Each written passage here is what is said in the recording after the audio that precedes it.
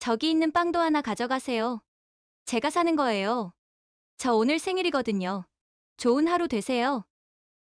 노인은 잠시 망설이다가 조용히 빵 하나를 집었습니다. 이른 아침 서울 종로의 작은 골목 카페에서 김지원은 계산대 앞에 서 있었습니다. 졸음을 쫓기 위해 커피를 한 모금 마시던 그때 카페 문이 열리며 한 노인이 들어왔습니다. 낡은 모직 외투에 해진 구두를 신은 78세의 박상철 할아버지는 매일 아침 이 시간에 카페를 찾는 단골 손님이었지요. 지원은 밝게 미소 지으며 인사했습니다. 안녕하세요, 할아버지. 오늘도 아메리카노 한 잔 드릴까요? 상철 할아버지는 조용히 고개를 끄덕이며 주머니를 뒤적거렸습니다. 동전 몇 개를 꺼내 손바닥 위에 올려놓고 한참을 세던 할아버지의 표정이 굳어졌습니다. 오늘은 평소보다 돈이 부족했던 모양이었지요. 할아버지가 주머니를 더 뒤적이며 난처한 표정을 짓는 것을 본 지원은 자연스럽게 말했습니다. 저기 있는 빵도 하나 가져가세요. 할아버지가 당황한 표정으로 쳐다보자 지원은 환하게 웃으며 덧붙였지요. 제가 사는 거예요. 저 오늘 생일이거든요. 좋은 하루 되세요.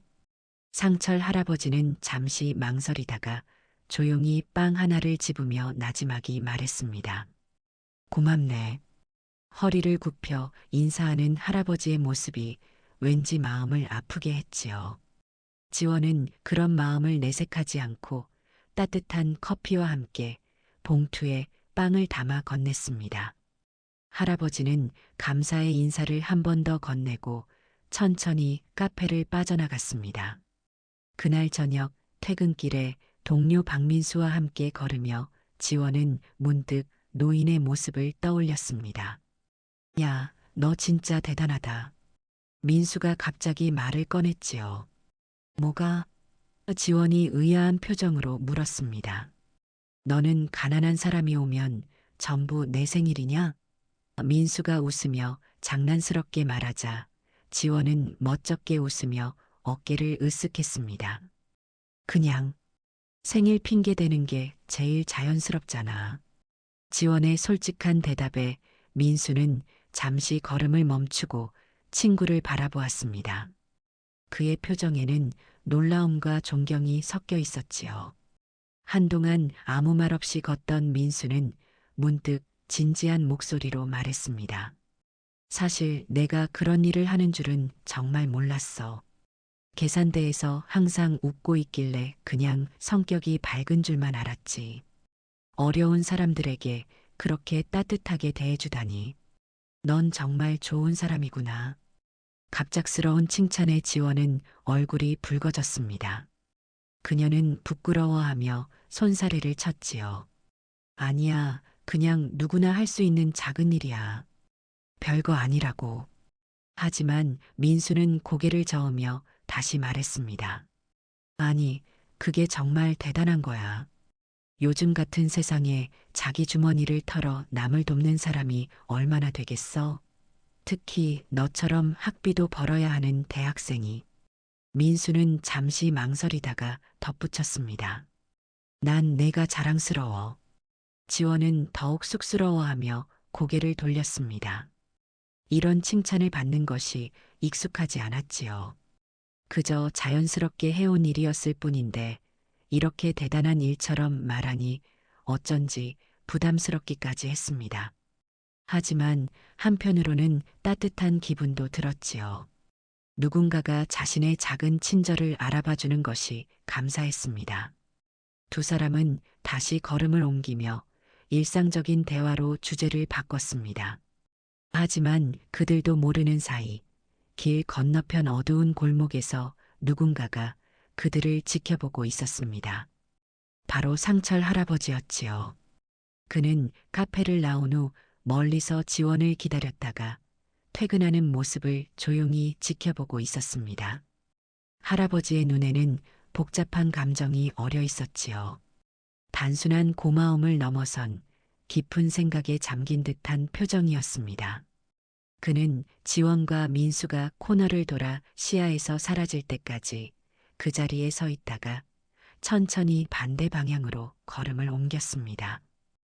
잠시만요. 구독과 좋아요, 알림 설정 꾹 눌러주시길 부탁드려요. 카페에서 일한 지도 꽤 오래된 김지원은 이제 이곳의 모든 일상이 익숙해졌습니다. 처음에는 대학 학비를 벌기 위해 시작했지만 이제는 단순한 아르바이트 이상의 의미를 가지게 되었지요. 빵을 굽는 냄새가 익숙해지고 커피를 내리는 손길에 힘이 들어가는 날이면 그곳이 그의 일부가 된 듯했습니다. 가끔 힘들고 지칠 때도 있었지만 하루를 마무리하며 남은 빵을 챙겨가는 단골 손님들의 뒷모습을 볼 때면 이상하게도 마음이 차분해졌지요. 그 중에서도 저녁이 되면 찾아오는 박상철 할아버지는 유독 눈에 띄었습니다. 다른 손님들과 달리 특별한 주문을 하지 않았지요. 뜨거운 커피 한 잔과 가장 저렴한 빵 한 개. 지갑을 꺼내 들고는 조심스레 동전을 세어 가격을 맞추었습니다. 때때로 부족한 돈을 손바닥 위에서 한참 바라보다가 돌아서는 모습도 보였지요. 그런 모습을 볼 때마다 지원의 마음이 아려왔습니다. 처음 그를 도왔던 날도 뚜렷이 기억났습니다. 생일이라 핑계를 대며 건넨 빵 한 조각. 그날 이후로 상철 할아버지는 거의 매일같이 카페에 들렀지요. 지원은 자연스럽게 남는 빵을 건네거나 특별히 할인된 가격을 이야기하며 할아버지가 부담을 느끼지 않도록 배려했습니다. 그럭 시간이 지나면서 지원은 한 가지 결심을 하게 되었지요. 할아버지가 찾아올 때마다 그녀는 일부러 말했습니다. 유통기한이 얼마 안 남았어요. 혹은 이거 어차피 버릴 수밖에 없는 빵이에요. 단골이시니 드시겠어요? 하지만 실은 매일 새로 나온 빵이었습니다. 지원은 자신의 월급에서 조금씩 돈을 내고 할아버지가 부담 없이 받아갈 수 있도록 꾸준히 그런 식으로 말했지요. 그는 왜 그렇게까지 했을까? 처음엔 그냥 습관처럼 익숙한 손님에게 호의를 베푸는 것이 당연하다고 여겼습니다. 하지만 어느 날부터인가 할아버지가 떠나는 뒷모습을 보면서 다른 감정을 느끼기 시작했지요. 고요하게 저녁 햇살이 가게 유리창에 비칠 때면 할아버지의 뒷모습이 길게 늘어졌습니다. 그는 항상 천천히 걸었고 혼자였지요. 특별한 이야기를 나눈 적은 없었지만 그의 존재는 지원의 하루를 채우는 작은 조각이 되었습니다. 그날도 지원은 마지막 남은 빵을 계산대 위에 올려두었습니다. 익숙한 손길로 봉투에 담으며 조용히 말했지요. 오늘도 하나 드릴게요. 이거 그냥 가져가세요. 상철 할아버지는 여느 때처럼 고개를 끄덕이며 빵을 받아들었습니다. 하지만 그날은 조금 달랐지요. 그가 문을 나서기 전 아주 잠깐 지원을 바라보며 조용히 미소 지었습니다. 그 눈빛에는 단순한 감사함을 넘어선 무언가가 담겨 있었지요. 그 순간 지원은 알 수 없는 감정에 잠식되었습니다. 이 작은 친절이 어디까지 닿을 수 있을지 그는 아직 알지 못했습니다. 하지만 어쩐지 오늘은 그가 건넨 빵이 단순한 한 끼의 식사가 아니라 누군가의 마음에 남을 것 같은 예감이 들었습니다. 상철 할아버지는 변함없이 저녁이면 카페 문을 밀고 들어왔습니다. 저녁 햇살이 길게 기울 무렵이면 어김없이 낡은 외투를 걸친 그의 모습이 보였지요. 손에 쥔 동전 몇 개를 만지작거리며 주저하는 모습도 여전했습니다. 지원은 익숙한 손길로 봉투를 하나 준비했지요. 오늘은 빵이 좀 많이 남았어요. 단골이신데 2개 드릴게요. 상철 할아버지는 빵을 받아들고도 한참을 망설이는 듯 했습니다. 그러다 이내 조용히 고개를 끄덕이며 말했지요. 언제부터 나를 이렇게 신경 써줬나? 지원은 웃으며 고개를 저었습니다. 그냥 제가 생일이 많아서요. 할아버지는 피식 웃더니 봉투를 조심스럽게 받으려 했지요. 지원은 아무 말 없이 빵을 하나 더 꺼내 봉투에 넣어 건넸습니다. 오늘은 3개 드릴게요. 단골이시니까요. 상철 할아버지는 빵 봉투를 받아들고 한참을 바라보다가 나직이 중얼거렸지요. 그럼 오늘도 생일이구먼. 지원은 피식 웃었습니다. 농담처럼 주고받던 말이었지만 그 말 한마디가 따뜻하게 마음을 데우는 것 같았지요. 그날 이후로도 할아버지는 변함없이 찾아왔습니다. 하지만 이상한 예감이 들었지요. 그의 손길이 점점 더 느려지고 걸음걸이도 무거워졌습니다. 어느 날은 빵을 받자마자 급히 돌아서는 모습이 유난히 쓸쓸해 보였습니다. 언젠가부터는 오랜 시간 머무르지 않고 손에 빵을 쥐면 이내 발걸음을 돌리는 날이 많아졌지요. 그리고 그 다음 날부터 그는 카페에 나타나지 않았습니다. 처음에는 그저 사정이 있겠거니 했지요. 혹시 다른 곳으로 가셨나? 어디 아프신 건 아닐까? 하지만 며칠이 지나도 그는 돌아오지 않았습니다. 카페 문이 열릴 때마다 무의식적으로 고개를 돌리는 자신을 발견한 지원은 그제야 할아버지의 부재가 자신의 일상 속에서 얼마나 큰 부분을 차지했는지를 깨달았지요. 그녀는 매일 할아버지가 앉던 창가 자리를 바라보며 한숨을 내쉬었습니다. 그 자리에는 이제 다른 손님들이 앉아 있었지만 그녀의 눈에는 여전히 할아버지의 모습이 겹쳐 보였지요. 상철 할아버지가 사라진 지 일주일이 지나도록 카페 문을 열고 들어오는 그의 모습을 볼 수 없었습니다. 처음엔 그저 우연일 거라 생각했지요. 무슨 일이 있어도 같은 시간, 같은 자리에서 빵을 사가던 사람이 갑자기 사라질 리가 없다고 믿었습니다. 하지만 시간이 흐를수록 불안감은 점점 커졌지요.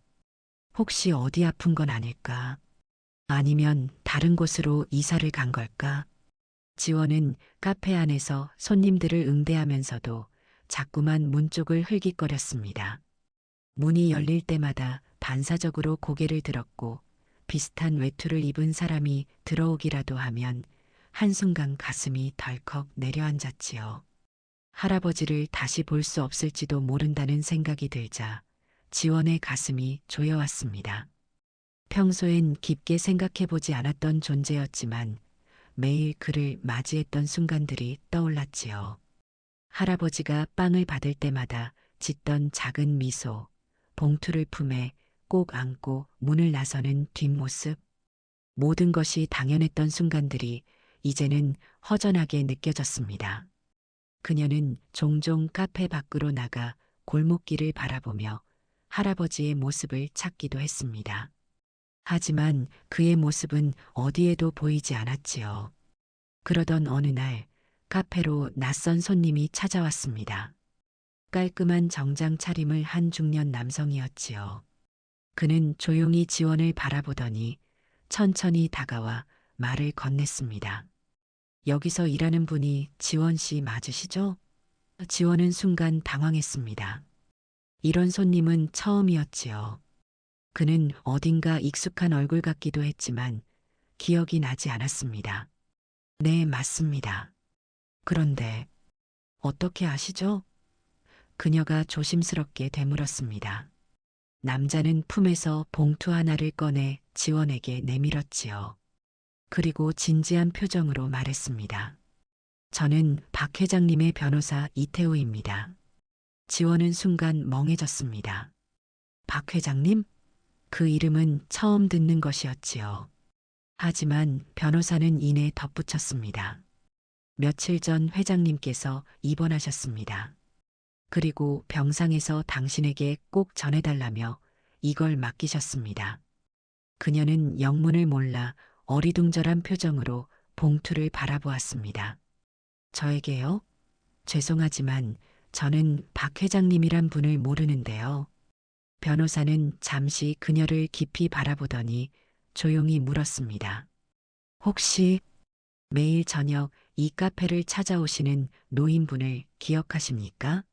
낡은 외투를 입고 항상 동전으로 커피값을 지불하시던 분을. 그 말에 지원의 눈이 커졌습니다. 매일 저녁 오시던 할아버지 말씀이세요? 그녀가 떨리는 목소리로 물었습니다. 변호사는 조용히 고개를 끄덕였지요. 네, 바로 그분이십니다. 박상철 회장님은 해늘 그룹의 창업자이시자 회장님이십니다. 그분께서 평소에 이 카페를 자주 찾으셨다고 하시더군요. 지원은 충격에 말을 잃었습니다. 해늘 그룹이라면 국내 5대 기업 중 하나였습니다. 그 거대 기업의 회장이 매일 저녁 이 작은 카페를 찾아와 동전을 세어가며 커피 한 잔을 마셨다니 도저히 믿기지 않는 이야기였지요. 그녀는 손을 떨며 봉투를 받아들었습니다. 그럼 할아버지는 지금 어떻게 지내세요? 많이 아프신 건가요? 변호사는 깊은 한숨을 내쉬었습니다. 회장님께서는 현재 서울중앙병원에 입원해 계십니다. 상태가 그리 좋지 않으십니다. 그의 말에 지원의 가슴이 철렁 내려앉았지요. 변호사는 조금 더 낮은 목소리로 덧붙였습니다. 회장님께서는 오래전부터 심장질환을 앓고 계셨습니다. 하지만 누구에게도 알리지 않으셨지요. 최근에 상태가 급격히 악화되어 긴급히 입원하셨습니다. 지원은 얼떨결에 봉투를 열어보았습니다. 두 손이 떨렸지요. 봉투 안에는 한 장의 편지와 함께 두툼한 서류가 들어 있었습니다. 지원 씨, 그동안 참 고마웠네. 나 같은 늙은이를 아무 조건 없이 대해줘서 덕분에 나도 사람 대접을 받는 기분이었네. 하지만 이제 나는 이곳을 더 이상 찾을 수 없을 것 같네. 그러니 내 마지막 마음을 자네에게 부탁하고 싶네. 편지는 길지 않았지만 글자 하나하나에 묘한 감정이 서려 있었습니다. 지원은 더 이상 읽을 수가 없었지요. 손끝이 떨렸고 심장이 요동쳤습니다.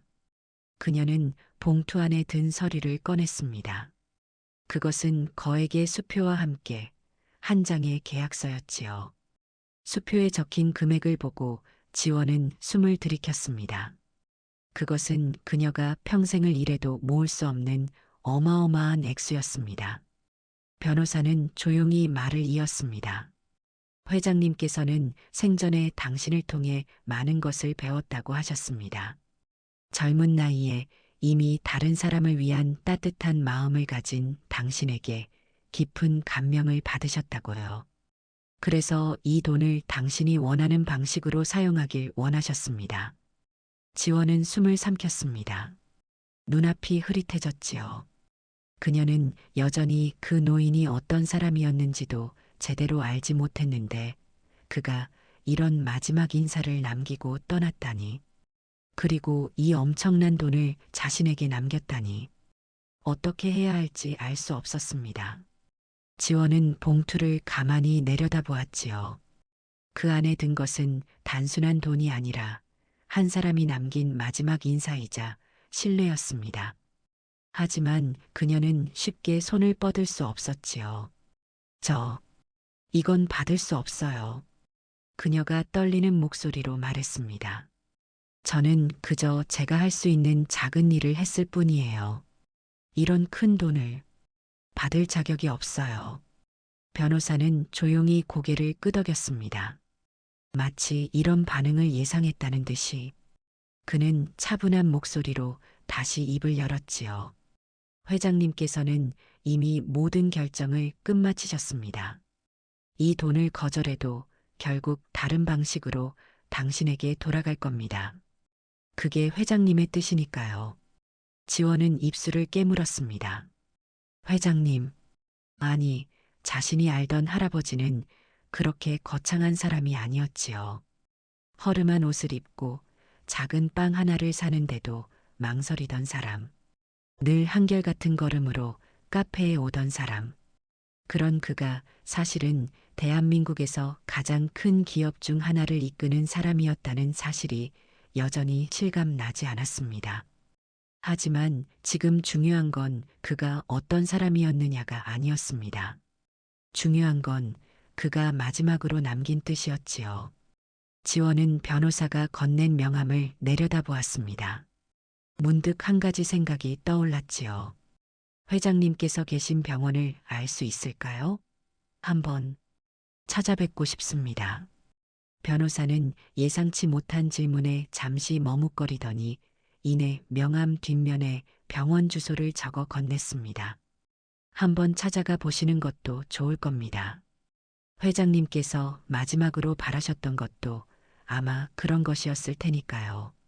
지원은 명함을 손에 쥐고 한동안 아무 말 없이 서 있었습니다.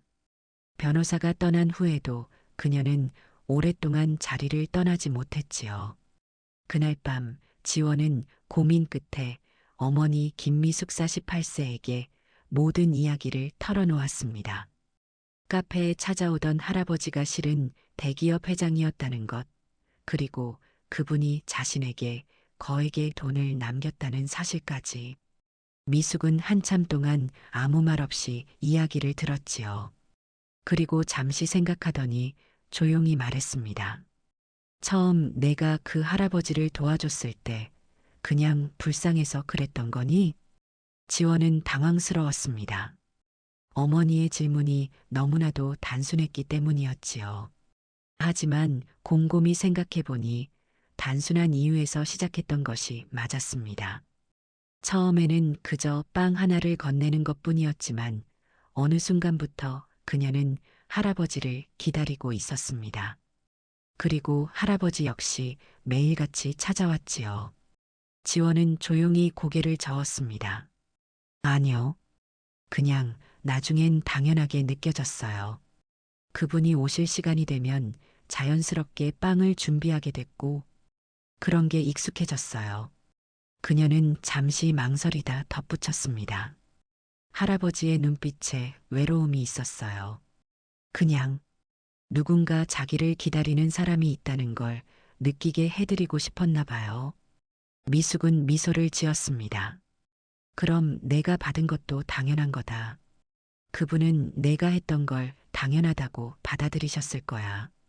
그래서 마지막으로 내게 이걸 맡긴 거고. 그녀는 딸의 손을 꼭 잡았습니다. 내가 자랑스럽구나, 지원아. 넌 항상 남을 생각할 줄 아는 아이였어. 지원은 손에 쥔 편지를 바라보았습니다.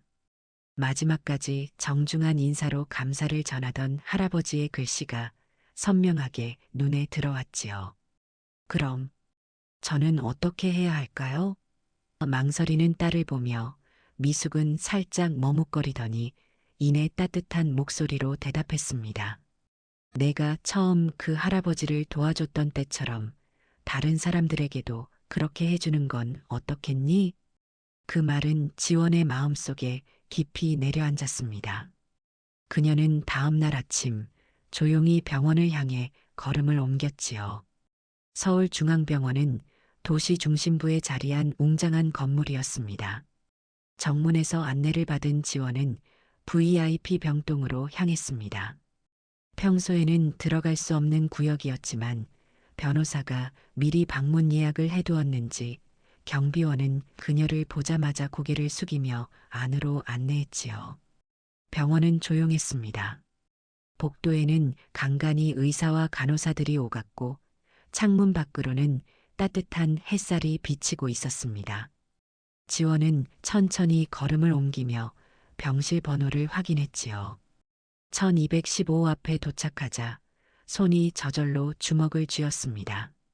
그녀가 아는 할아버지는 언제나 같은 시간, 같은 자리에서 빵을 사가던 사람이었습니다. 가게를 나설 때마다 오늘도 생일이구먼 하고 중얼거리던 익숙한 목소리가 들릴 것만 같았지요. 하지만 문을 열면 그는 이전과 같은 모습으로 있지 않을지도 모른다는 생각이 들었습니다. 지원은 조심스럽게 문을 두드렸습니다. 안에서 희미한 목소리가 들려왔지요. 들어오게. 천천히 문을 밀고 들어갔습니다. 침대에 누워있던 박상철 회장은 창밖을 바라보다가 지원을 보자 천천히 미소를 지었습니다. 한때 낡은 외투에 몸을 감싸고 카페 문을 열고 들어오던 사람이 맞나 싶을 정도로 창백하고 수척한 모습이었지요. 하지만 그 눈빛만큼은 변함없었습니다. 회장님, 지원은 선뜻 말을 잇지 못했습니다. 상철은 손을 가볍게 흔들며 나지막이 웃었지요. 그렇게 부르지 말게. 그냥 늘 그랬던 것처럼 대하면 되네. 그 말에 지원은 조금 긴장이 풀렸습니다. 그녀는 침대 곁으로 다가가 의자에 앉으며 조용히 입을 열었지요. 갑자기 안 오셔서 걱정했어요. 어디 아프신 줄도 모르고. 상철은 천천히 고개를 끄덕였습니다.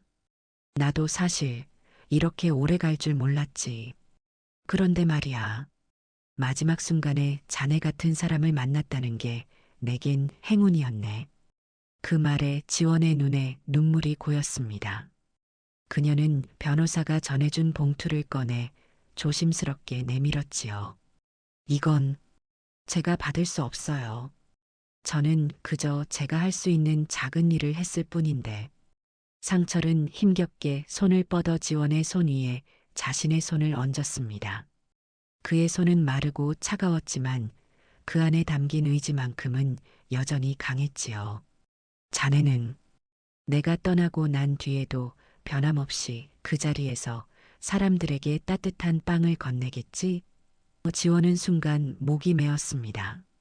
그녀는 할아버지의 손을 살며시 감싸쥐었지요.